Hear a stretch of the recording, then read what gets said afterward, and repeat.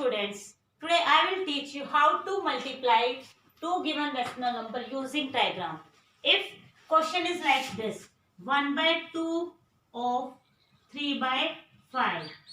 You want to solve this question. Then how you will solve it? How you will solve it by using trigram. Before doing this question, I want to tell you that what is rational number. Boys, rational number are those number which can be written in the form of p by q, where p and q are integers and q is not equals to 0. इस question को solve करने से पहले हम 3 by 5 का diagram बनाएंगे. सी बच्चे, if you want to represent 3 by 5 with the help of diagram, how you will do? बच्चे सी, यहाँ आप क्या करोगे, एक बॉक्स बनाएंगे, रेक्टेंगल टाइप का बॉक्स बनाएंगे. फिर आप क्या करोगे, इसको 5 पार्ट्स में डिवाइड करोगे. 1 2 3 4 5 parts are here. See this is 1, 2nd, 3rd, 4th, 5th. 5 part में बच्चे आपने डिवाइड कर दिया.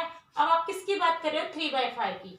इस पार्ट में जो आपका ये वाला पार्ट है ए बी सी डी, जो ये A B C D rectangle है, ये किसको रिप्रेजेंट कर आपका 3 by 5 को. Here A B C D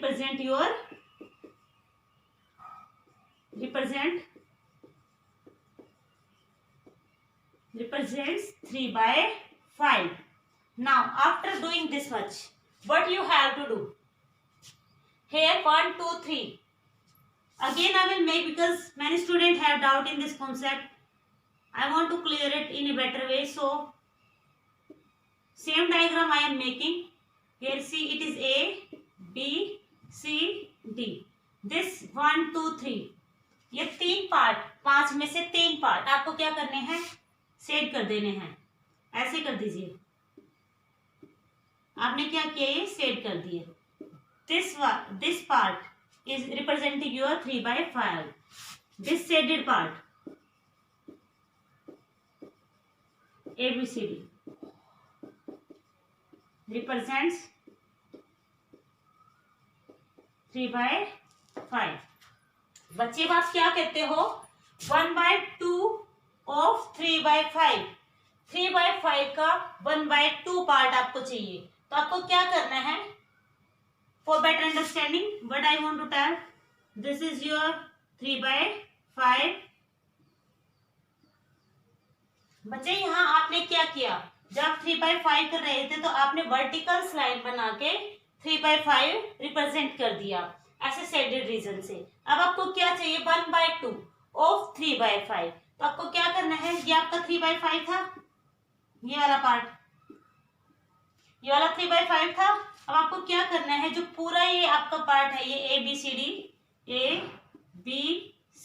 D, ये प्लस जो ये 2 पार्ट आपके थे, इन सब को आपको क्या करना है, पूरे को हाफ से डिवाइड कर देना है. किससे डिवाइड कर देना है, हाफ से.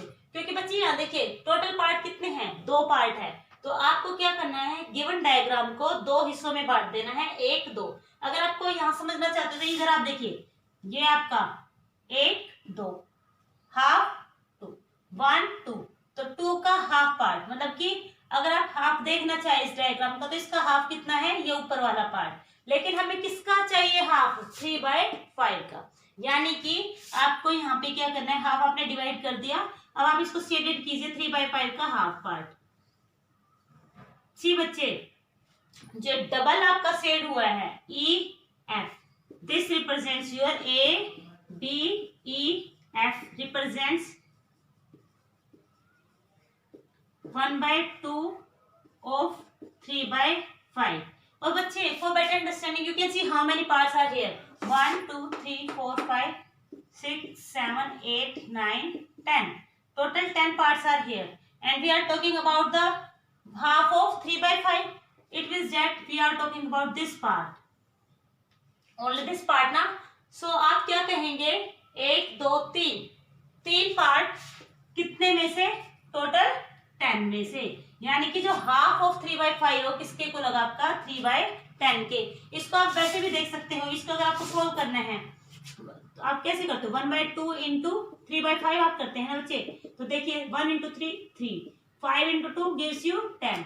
तो अगर आप सिंपली मल्टीप्लाई करके देखेंगे तो आपका आंसर और जो ये आंसर आप डायग्राम के थ्रू लेते हैं आपको वो दोनों आंसर क्या रहेंगे, सेम रहेंगे। Here A, B, E, F represents your 3/2 of 3/5.